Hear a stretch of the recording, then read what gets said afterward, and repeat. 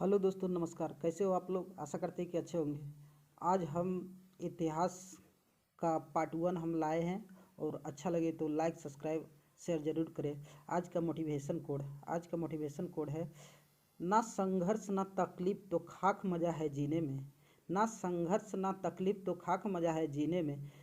जब बड़े बड़े तूफान थम जाते हैं जब आग लगी हो सीने में। बड़े बड़े तूफान थम जाते हैं जब आग लगी हो सीने में। चलिए दोस्तों, अब आगे देखते हैं प्राचीन भारतीय इतिहास के स्रोत। प्राचीन भारतीय इतिहास के स्रोत के बारे में जानकारी लेंगे हम लोग। क्या है? प्राचीन भारतीय इतिहास के अध्ययन के कितने स्रोत हैं? तो 3 स्रोत हैं। कौन कौन से हैं? तो पुरातात्विक स्रोत, साहित्यिक स्रोत एवं विदेशियों के वृत्तांत। अब प्राचीन भारत के इतिहास जानने के सबसे प्रमुख स्रोत क्या है? तो पुरातात्विक स्रोत है। प्राचीन भारत के इतिहास जानने के सबसे मुख्य स्रोत क्या है? तो पुरातात्विक स्रोत है।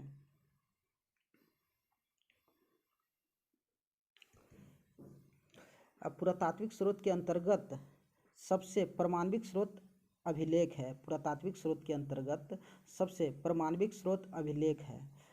अभिलेख कितने प्रकार के हैं? अभिलेख कितने प्रकार के हैं? तो अभिलेख 2 प्रकार के हैं, सरकारी अभिलेख और निजी अभिलेख। सरकारी अभिलेख और निजी अभिलेख। विश्व के सबसे प्राचीन अभिलेख कहाँ से प्राप्त हुआ है? तो विश्व के सबसे प्राचीन अभिलेख एशिया माइनर के बोगज कोई नामक स्थान से।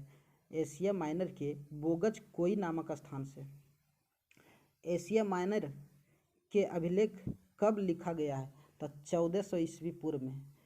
एशिया माइनर के अभिलेख कब लिखा गया है? तो 1400 ईस्वी पूर्व में। एशिया माइनर के अभिलेख में किन किन भारतीय देवताओं के नाम मिले हैं? तब मित्र, वरुण, इंद्र और नासत्य।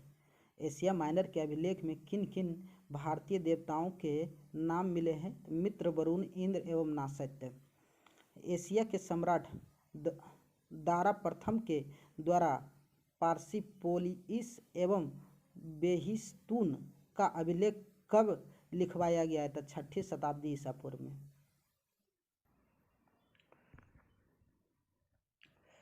भारत में सबसे प्राचीन अभिलेख कहाँ से प्राप्त हुआ है? तो सिंधु घाटी सभ्यता से। पार्सिपोलिस एवं बेहिस्तून अभिलेख में भारत के किस प्रांत को जीतने के साक्ष्य मिले हैं? सिंध प्रांत के। भारत में सबसे प्राचीन अभिलेख कहाँ से प्राप्त हुए हैं? तो सिंधु घाटी सभ्यता से। सिंधु घाटी के अभिलेख किस पर लिखी गई है? तो मिट्टी के बर्तन एवं मुहरों पर। मिट्टी के बर्तन एवं मुहरों पर। सिंधु घाटी के अभिलेख किस प्रकार की लिपि में लिखी गई है? तो भाव चित्रात्मक।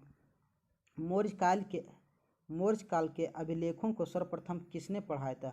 जेम्स प्रिसेप ने 1837 में। जेम्स प्रिसेप ने 1837 में।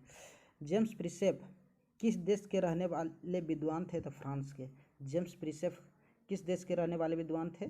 तो फ्रांस के। अशोक ने अपने अभिलेख पर किस किस लिपि का प्रयोग किया है? तो ब्राह्मी लिपि, ख्रोष्टी लिपि, आर्मेइक लिपि और यूनानी लिपि। ब्राह्मी लिपि, ख्रोष्टी लिपि, आर्मेइक लिपि एवं यूनानी लिपि। अशोक ने अपने अभिलेख पर किस लिपि का प्रयोग सबसे अधिक किया है? तो ब्राह्मी लिपि का। अशोक ने अपने अभिलेख पर किस लिपि का प्रयोग सबसे अधिक किया है? तो ब्राह्मी लिपि का। अशोक के किस अभिलेख पर 2 भाषाओं का प्रयोग हुआ है? तो सारा एक कूना कंधार। अशोक ने अपने किस अभिलेख पर ख्रोष्टी लिपि का प्रयोग किया है? तब मानसेहरा एवं शहबाजगढ़ी कहाँ पर स्थित है? पाकिस्तान में। मानसेहरा एवं शहबाजगढ़ी कहाँ पर स्थित है? पाकिस्तान में। भारत के किस अभिलेख पर पहली बार संस्कृत भाषा का प्रयोग किया गया है? तो जूनागढ़ अभिलेख में। भारत के किस अभिलेख पर पहली बार संस्कृत भाषा का प्रयोग किया गया है? तो जूनागढ़ अभिलेख में। ये सबसे इम्पोर्टेंट है VVI दोस्तों, इसको ध्यान रखिएगा। हाथी गुम्फा अभिलेख का संबंध किस धर्म से है? तो जैन धर्म से। ऐहोल अभिलेख किसकी ऐहोल अभिलेख से किसकी जानकारी मिलती है? ऐहोल अभिलेख से किसकी जानकारी मिलती है दोस्तों? ऐहोल अभिलेख से चालुक्य शासक पुलकेशिन द्वितीय एवं हर्षवर्धन का जानकारी मिलती है। ऐहोल अभिलेख को किसने लिखा? तो रवि कीर्ति ने। ऐहोल अभिलेख को किसने लिखा है? तो रवि कीर्ति ने लिखा है। प्रयाग स्तंभ अभिलेख को किसने लिखा है? तो हरिसेन ने। प्रयाग स्तंभ अभिलेख को किसने लिखा? हरिसेन ने। प्रयाग स्तंभ अभिलेख को किस भाषा में लिखा गया है? तो संस्कृत भाषा में। प्रयाग स्तंभ अभिलेख को किस भाषा में लिखा गया है? संस्कृत भाषा में। प्रयाग स्तंभ अभिलेख में किसके विषय में लिखा गया है? तो समुद्रगुप्त के विजय के बारे में। समुद्रगुप्त के विजय के बारे में। भारतीय इतिहास में पहली बार सती प्रथा का उल्लेख किस अभिलेख में किया गया है? तो एरन अभिलेख में। भारतीय इतिहास में पहली बार सती प्रथा का उल्लेख किस अभिलेख में किया गया? एरन अभिलेख में। ये भी VVI है। एरन अभिलेख किसने लिखवाया था? तो गुप्त वंश के शासक भानुगुप्त ने। एरन अभिलेख को किसने लिखवाया था? गुप्त वंश के शासक भानुगुप्त ने। नासिक के गुहा लेख को किसने लिखवाया? नासिक के गुहा लेख को किसने लिखवाया? सातवाहन नरेश पुल्लुभावी ने। पुल्लुभावी ने। मंदसौर अभिलेख को किसने लिखवाया था? मालवा नरेश यशोधर्मन ने। यशोधर्मन ने। मालवा नरेश यशोधर्मन ने। मंदसौर अभिलेख को किसने लिखवाया था? तो मालवा नरेश यशोधर्मन ने। अशोक ने बराबर की पहाड़ी गुफाओं में अभिलेख लिखकर किस धर्म के भिक्षुओं को दान में दिया गया था? आजीवक संप्रदाय के भिक्षुओं का। आजीवक संप्रदाय के भिक्षुओं का। अब पढ़ेंगे दोस्तों महत्वपूर्ण अभिलेख। अभिलेख और उसका शासक। हाथी गुम्फा अभिलेख का कलिंग राजा खारवेल। कलिंग राजा खारवेल। जूनागढ़ अभिलेख यानी इसको गिरनार अभिलेख भी कहते हैं। रुद्रदामन के नासिक अभिलेख गौतमी बलश्री। प्रयाग स्तंभ लेख किसने लिखवाया था? समुद्रगुप्त ने। ऐहोल अभिलेख पुलकेशिन द्वितीय ने लिखवाया था। पुलकेशिन द्वितीय ने।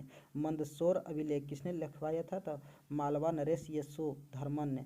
मंदसौर अभिलेख मालवा नरेश यशोधर्मन ने। ग्वालियर अभिलेख किसने लिखवाया था? तो प्रतिहार नरेश भोज ने। प्रतिहार नरेश भोज ने।